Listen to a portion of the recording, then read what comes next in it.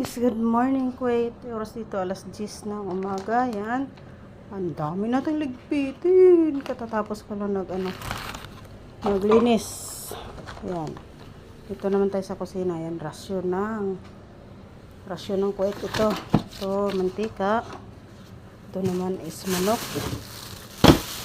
Ito naman is yung laham. Yan, para sa yan. Ayun, kumuha na naman sa tatay ng gatas ng Kuwait. Tapos hindi ko na pwede yan, walang umiinom. Yan, isang sakong bigas. Yan, yung tomato paste. Ito, manok ito, 2 pack. At saka ito, asukal. At saka meron din dito. Ito. Tsaka nakit sa to. Yan, may itlog, grocery, ayan, may meatballs, may carrots, mga gulay. Kapagod.